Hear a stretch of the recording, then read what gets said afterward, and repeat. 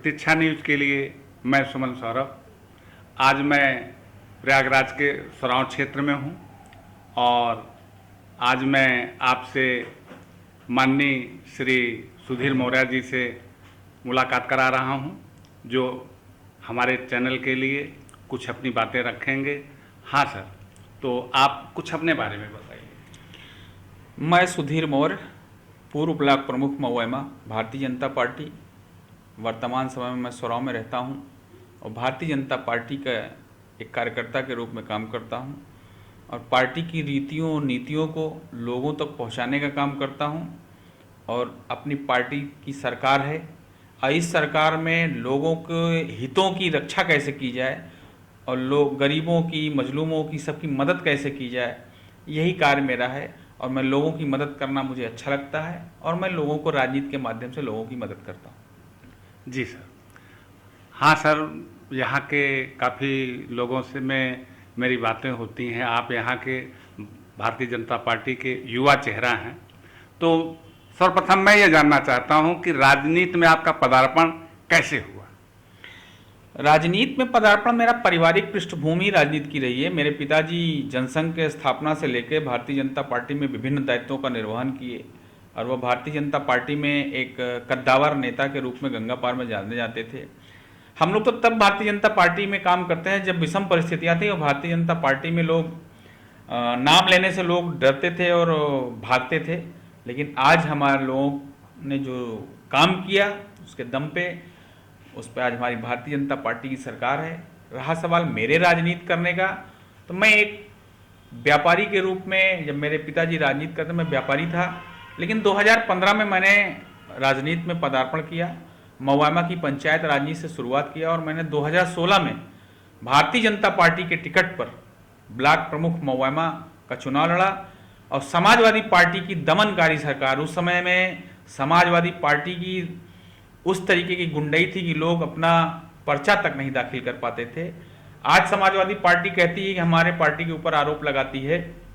अभी पूर्व में पंचायत चुनाव बीता है और समाजवादी पार्टी के मुखिया श्री मुलायम अखिलेश यादव जी ने कहा कि भारतीय जनता पार्टी गुंडई के दम पे और डीएम और कप्तान के दम पे अपने सारे पंचायत प्रमुख और जिला पंचायत के अध्यक्ष चुनाए। तो मैंने वह दौर देखा है 2016 में, जब समाजवादी पार्टी की सरकार थी, तो मैं ब्लॉक प्रमुख का चुनाव लड़ा था। मेरे खिलाफ जिले की 2-2 पुलिस लड़ गई थी कि मैं चुनाव न लड़ पाऊं। समाजवादी पार्टी के तमाम तथाकथित गुंडे, अपराधी, माफिया हमको रोज हमारे ऊपर अत्याचार करते थे, हमला करते थे। तो मैंने तो उनकी गुंडई देखा है और हमारी पार्टी तो आज गुंडई कहाँ करते हैं। हम तो सबका साथ, सबका विकास, सबके विश्वास के साथ काम करते हैं। तो मैं 2016 से राजनीति से शुरुआत किया और 5 साल में ब्लॉक प्रमुख रहा महुआ का। इस बार महिला सीट होने के कारण से मैं चुनाव नहीं लड़ा और निश्चित तौर पे चुनाव नहीं लड़ा, लेकिन राजनीति में सक्रिय हूं और पार्टी, हमारी पार्टी जो भी हमको निर्णय देती है, जो भी कार्य सौंपती है, उसका मैं जिम्मेदारी पूर्वक निर्वहन करता हूं और आगे भी करता रहूंगा। और भारतीय जनता पार्टी एक ऐसी पार्टी है जो सबका साथ, सबका विकास, सबके विश्वास के साथ काम करती है। निश्चित तौर पर वह समाज में दिख रहा है और केंद्र से लेके, पंचायत से लेके पार्लियामेंट तक हमारे जितने भी राजनीतिक कार्यक्रम हैं वो समाज को, युवाओं को, नौजवानों को और सबसे बड़ी बात देश हित में सोच के हम काम करते हैं। ये हम लोगों का राजनीतिक एजेंडा है। हाँ सर, जैसा कि आपने कुछ अपनी शुरुआती बातों को स्पष्ट किया, अब मैं जानना चाहता हूँ कि आगे भविष्य में क्या आप विधानसभा का चुनाव लड़ना चाहते हैं, और कुछ अपने यहाँ के प्रयागराज के भाजपा के संगठन के बारे में बताइए और प्रकाश डालिए। देखिए, संगठन के बारे में आप जानना चाहते हैं तो भारतीय जनता पार्टी का संगठन एक एक कार्यकर्ता है, एक एक कार्यकर्ता ही संगठन। भारतीय जनता पार्टी में कोई एक मुखिया नहीं होता। देखिए, हमारी पार्टी में क्या है, हम पार्टी में किसी को यह नहीं पता होता कि अगला राष्ट्रीय अध्यक्ष कौन होगा। जी। समाजवादी पार्टी और बहुजन समाज पार्टी और कांग्रेस पार्टी, जी, इन लोगों के यहाँ फिक्स है कि अगला अध्यक्ष इनके यहाँ कौन होगा। भाई, मुलायम सिंह के बाद उनका राष्ट्रीय अध्यक्ष उनका बेटा बना। मायावती जी के बाद उन्होंने अभी स्पष्ट घोषणा किया है प्रेस कॉन्फ्रेंस करके कि अगला राष्ट्रीय अध्यक्ष उनका, उनके परिवार से होगा या उनके घर का होगा। कांग्रेस में आप राष्ट्रीय अध्यक्ष का चुनाव आप देख रहे हैं कि सोनिया गांधी के बाद राहुल गांधी जी बने। राहुल गांधी जी जब चुनाव नहीं जिता पाए 2019 में तो उन्होंने इस्तीफा दे दिया। तब से लगभग 2 वर्षों से आज तक उनका राष्ट्रीय अध्यक्ष चुनाव नहीं हो पाया, क्योंकि उनके यहाँ संगठन नाम का कोई चीज नहीं है। लेकिन भारतीय जनता पार्टी में हमारे यहाँ कोई पद के लिए काम नहीं करता। हम भारतीय जनता पार्टी का कार्यकर्ता जो होता है वो राष्ट्र को, परम वैभव की समाज को एक अच्छी मार्गदर्शन देने और दिशा देने के लिए काम करता है। इसलिए यहाँ पद की चिंता नहीं होती है। यहाँ पे जो काम करता है उसको पद अपने आप मिलता है। और यहाँ पे रीतियाँ नीतियाँ भारतीय जनता पार्टी की एकदम स्पष्ट हैं कि हम समाज को जोड़ने का काम करते हैं, हम समाज को तोड़ने का काम नहीं करते। हम राष्ट्र को सर्वोपरि रख के काम करते हैं। इसलिए भारतीय जनता पार्टी का एक एक कार्यकर्ता वो राष्ट्र के हित के सोचने के लिए काम करता है, और जब राष्ट्र के बारे में सोचता है वो पद की चिंता और लालसा नहीं करता। हाँ सर, आपसे कुछ चीज़ों का और खुलासा हुआ। अब मैं जानना चाहता हूँ सर कि केंद्र की बात नहीं, मैं उत्तर प्रदेश सरकार की बात करूँगा। इन 5 सालों में आप अपनी सरकार की किन उपलब्धियों को जनता के सामने बताना चाहेंगे? उपलब्धियां बताने लगेंगे तो आपको बहुत टाइम लग जाएगा, लेकिन उपलब्धियां हमारी इतनी हैं कि हम जन जन तक पहुंचने का काम किए हैं। अभी एक उपलब्धि मैं बताऊंगा, जब पूरी देश ही नहीं पूरी दुनिया महामारी से जूझ रहा था, कोरोना काल चल रहा था। आज आप एज ए पत्रकार आप भी जानते होंगे, उसको देखा, उस त्रासदी को झेला होगा जी। कि जब यह कोरोना काल चल रहा था तो भारतीय जनता पार्टी का एक एक कार्यकर्ता सड़कों पे पैदल चलने वाले लोगों के लिए भोजन, पानी और उनके रहन सहन की व्यवस्था देख रेख करता था। और उसमें हमारे न जाने कितने कार्यकर्ता अपनी जान को भी गंवाए, लेकिन अन्य पार्टियों के कार्यकर्ता घर में घुसे रहे। क्यों उनको डर था कि हम कहीं बाहर जाएंगे तो हमको कोरोना ना हो जाए। बात करते हैं राजनीति की, समाज सेवा की, लेकिन समाज सेवा में समाज सेवा कैसे की जाती है, अभी कोरोना काल में आप सबने देखा होगा कि भारतीय जनता पार्टी कार्यकर्ता कैसे समाज सेवा करता है। हमारे यहाँ कोई उपलब्धियों की बात कर रहे हैं, हमने तो घर घर तक पहुँचने का काम किया है। हमने उज्ज्वला के माध्यम से घर घर तक गैस चूल्हे पहुँचाए, गैस कनेक्शन दिए, हमने बिजली के कनेक्शन दिए, हमने शौचालय दिए, हमने आवास दिए। हमने आज तक अभी भी जब से कोविड काल चल रहा है अभी भी हम 80 करोड़ लोगों को, भारत में रहने वाले 80 करोड़ लोगों को मुफ्त में अनाज दे रहे हैं। यह कौन सोच सकता है? यह भारतीय जनता पार्टी पे, देखिए निश्चित तौर पे इस देश को चलाने वाले जो हमारे प्रधानमंत्री जी हैं, माननीय नरेंद्र मोदी जी हैं, उनके बारे में राजनीतिक विद्वेष बस चाहे जो लोग कह लें, लेकिन उन्होंने कभी अपने बारे में या अपने परिवार के बारे में, हमेशा उन्होंने इस देश के बारे में सोचा, इस देश को कैसे, इस देश के लोगों के बारे में सोचा। भला सोचिए, कभी क्या कोई सोच सकता था कि गैस का कनेक्शन, शौचालय, आवास, हमने किसानों को भी किसान सम्मान निधि 2-2 हज़ार रुपये सबके खाते में जा रहा है। ऐसी तमाम योजनाएं हैं और योजनाओं के तहत हमने लोगों के पास पहुँचे हैं, उपलब्धियां हैं। और तमाम लोग अभी किसान विरोध का काम कर रहे हैं। अभी आपको हम बताएं, एक चल रहा है किसान बिल वापस ले रहे हैं। किसान के हित के लिए, किसान की आय दुगनी के लिए करने के लिए केंद्र ने किसान बिल बनाया। अब उसको कुछ लोग किसान बिल का विरोध कर रहे हैं, ये किसान विरोधी है। और किसान बिल का विरोध वही लोग कर रहे हैं जिनको यह पता ही नहीं है किसानी होती कैसे है, जिनको यह जानकारी नहीं किसान होता क्या है, किसानी क्या होती है, उन लोग किसान का विरोध कर रहे हैं। तो ऐसे तमाम लोग हैं, लोग विरोध करते रहेंगे, लेकिन हम जन जन का काम करते हैं, समाज में जोड़ने का काम करते हैं, सबका साथ का काम करते हैं, सबके साथ सबका विकास, सबका विश्वास और सबके साथ न्याय का काम करते हैं। तो इसके तहत हमारी पार्टी आगे बढ़ रही है और निश्चित तौर पर हम आगे भी करते रहेंगे। हाँ सर, चंद ही महीनों में चुनावी महासफर 2022 का शुरू हो जाएगा।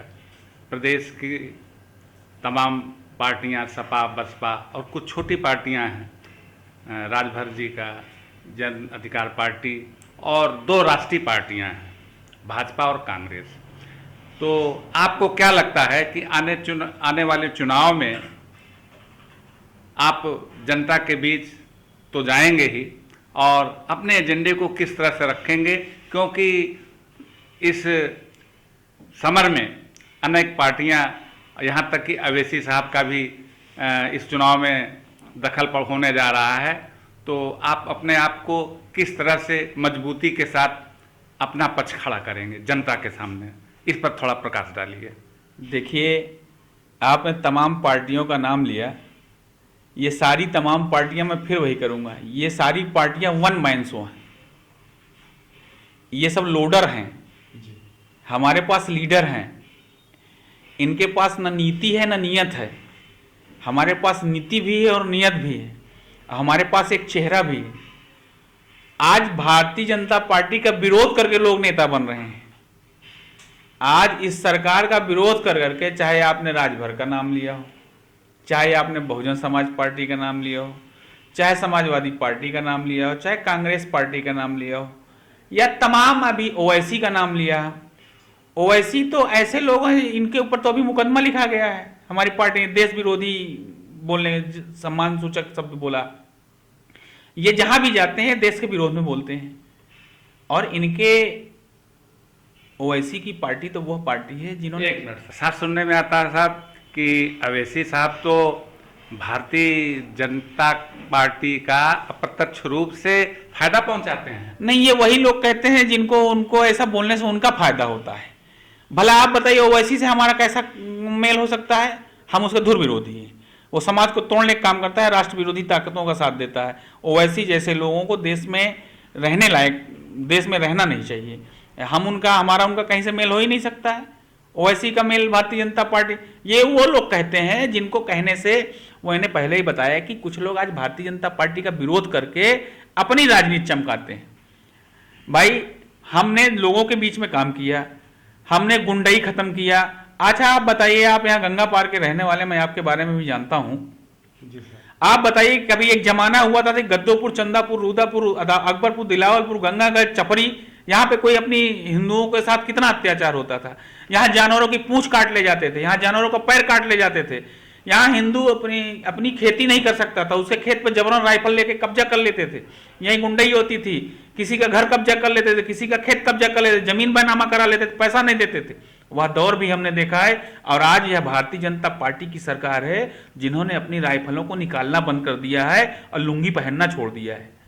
तो ये भारतीय जनता पार्टी में ही हो सकता है। ये समाजवादी पार्टी की सरकार आएगी, गुंडई चरम पे हो जाएगी। बहुजन समाज पार्टी की आ जाएगी तो चरम पे हो जाएगी।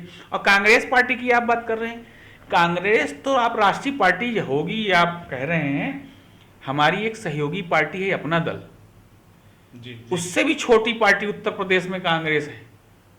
हाँ सर, उसका इधर करीब 25 वर्षों से यहाँ जनाधार शून्य हो गया है। क्षेत्रीय पार्टियां आई और बाद में भाजपा उनके ऊपर आई। नहीं तो जनाधार क्यों समाप्त हुआ उनका? जनाधार इसीलिए समाप्त हुआ, ना उनके पास नीति है, ना नियत है, ना नेता है। वो तो वन मैन पार्टी है। कांग्रेस में जो आज सोनिया गांधी चाहेंगे, जो राहुल गांधी चाहेंगे, वही होगा। तमाम अभी कांग्रेस में एक 22G का एक सम्मेलन हुआ था। कांग्रेस पार्टी के 22 ऐसे बिगड़ैल नेता जो नहीं चाहते हैं कि सोनिया गांधी, राहुल गांधी के नेतृत्व में काम करें, उन्होंने एक अलग एजेंडा बना रखा है जिसमें कपिल सिब्बल हैं, तमाम ऐसे टाइप के नेता हैं। ये इन सारे लोगों ने 22G सम्मेलन किया था। तो इनके पास ये, अच्छा आप ये भी जानते हैं, आजादी के बाद कांग्रेस ने लगभग 40 वर्षों तक उत्तर प्रदेश में राज किया। क्यों नहीं वो उनकी नीतियां सफल हो पाई? जब आपने समाज सेवा, आपने केवल अपना बनाया। अब रहा कांग्रेस को, अगर आप, मैं 2 मिनट में समझा दूं। देश आजाद हुआ तो इस देश में सिर्फ एक ही पार्टी थी, कांग्रेस। कांग्रेस के इस देश के प्रथम प्रधानमंत्री बने पंडित जवाहरलाल नेहरू। उन्होंने देश शपथ लिया, और यह देश का दुर्भाग्य है कि पंडित जवाहरलाल नेहरू ने शपथ लिया। अगर देश के पहले प्रधानमंत्री सरदार वल्लभ भाई पटेल बने होते, इस देश का तस्वीर और तकदीर दोनों बदल गई होती। खैर, बहरहाल वो दूसरी लंबी चर्चा हो जाएगी। मैं कांग्रेस के बारे में बताता हूं। पंडित जवाहरलाल नेहरू इस देश के प्रधानमंत्री बने, उन्होंने कहा देश की गरीबी में खत्म करूंगा। लेकिन आप बताइए, क्या देश की गरीबी खत्म हुई? बल्कि उनके कपड़े इंग्लैंड जाके धुलने लगे, वो चांदी का जूता पहनने लगे, और उन्होंने कहा देश की गरीबी दूर करेंगे, और देश की गरीबी तो नहीं दूर की। फिर उसके आगे आप आ जाइए, इंदिरा गांधी। इंदिरा गांधी जी ने शपथ लिया, उन्होंने वही बात कही जो नेहरू जी ने कहा था। उन्होंने कहा कि हम देश की गरीबी दूर करेंगे, किसान को मजबूत बनाएंगे, आप यह बताइए, न देश की बदहाली दूर हुई, न कि मजबूत किसान मजबूत हुआ, न किसान की आय बढ़ी, लेकिन बदले में उनके बेटे या उनकी गरीबी दूर हो गई। तमाम उनके इतने बड़े बड़े संसाधन, उन्होंने इतने संपत्तियां एकत्र कर ली, उनकी कांग्रेस की गरीबी दूर होने लगी। हाँ नहीं सर, एक मिनट नहीं, उन्हें पूरा होने दीजिए ना। जी। फिर उसके बाद हम आते हैं ना, नेहरू जी के बाद इंदिरा गांधी, इंदिरा जी के बाद राजीव गांधी। राजीव गांधी जी ने भी वही बात कही जो नेहरू जी ने कहा, जो इंदिरा जी ने कहा कि हम देश की गरीबी दूर करेंगे। ना उन्होंने किसान मजबूत करेंगे, ना उन्होंने देश की गरीबी की, बल्कि राजीव गांधी जी के दामाद रॉबर्ट वाड्रा वो अमीर हो गए, लेकिन देश हमारा गरीब रहा, देश हमारा बदहाल रहा। लेकिन कांग्रेस की बदहाली दूर हो गई, उनके दामाद की बदहाली दूर हो गई, उनके बच्चों की बदहाली दूर हो गई। अब आप फिर आ जाइए, अब राजीव गांधी जी के बाद आप आ जाइए यूपीए 2 की सरकार में आ जाइए। जब यूपीए 2 की सरकार बनी, मनमोहन सिंह जी प्रधानमंत्री बने इस देश के, वो रबर स्टैम्प प्रधानमंत्री बोले जाते हैं, आप सब जानते हैं। उस सरकार को चलाने वाले कौन थे? राजीव गांधी, सोनिया गांधी जी और राहुल गांधी जी। सोनिया गांधी जी ने भी वही वक्तव्य कहा जो माननीय नेहरू जी ने कहा था, जो इंदिरा गांधी जी ने कहा, जो राजीव गांधी जी ने कहा था। सोनिया गांधी जी ने भी जब यूपीए 2 की सरकार बनी तो उन्होंने कहा कि मैं देश की गरीबी दूर करूंगी, देश के किसानों को मजबूत करूंगी। ना तो देश की गरीबी दूर हुई, ना किसान हमारा मजबूत हुआ, बल्कि घोटाले पे घोटाला, घोटाले पे घोटाला, घोटाले पे घोटाला, तमाम जमीन से लेके आसमान तक घोटाला। 2G घोटाला, 3G घोटाला, जीजा जी घोटाला। उनके दामाद रॉबर्ट वाड्रा इतना बड़ा आदमी बन गया कि उसकी गरीबी दूर हो गई। हाँ सर, उनके बच्चों की गरीबी दूर हो गई। अब फिर उसके बाद यूपीए 2 की सरकार में फिर राहुल गांधी जी भी तमाम मंचों से बोलते रहे कि देश की गरीबी दूर करेंगे। आप बताइए, देश आजाद हुए 75 साल, 72 साल, 73 साल हो गए, कांग्रेस की सरकार लगभग 60 वर्षों तक रही है। सब ने कहा, कांग्रेस के जितने नेता हुए, अच्छा आप ये भी देखिए कि एक परिवार के ही नेता जन्मे हैं, बिना उनके कांग्रेस या देश नहीं चला है। लेकिन फिर भी ना कांग्रेस की, ना देश की बदहाली दूर हुई, ना देश की गरीबी दूर हुई, ना देश के किसान मजदूर की बदहाली दूर हुई, बल्कि कांग्रेस की गरीबी, कांग्रेस के लोगों की गरीबी सब समाप्त हो गई। लेकिन देश आज भी बदहाल रहा। वो तो धन्य हो 2014 में इस देश की जनता, माननीय प्रधानमंत्री नरेंद्र मोदी जी को इस देश की जनता ने इलेक्टेड किया, सेलेक्ट नहीं हुए, वो इलेक्टेड प्रधानमंत्री हुए ने। वो निर्णय लेने का काम, क्षमता थी उनके अंदर। आप जानते हैं जब इस देश के प्रधानमंत्री मजबूत होता है तो देश कैसे मजबूत होता है, इन 7 सालों में आपने देखा हो। हाँ हाँ सर।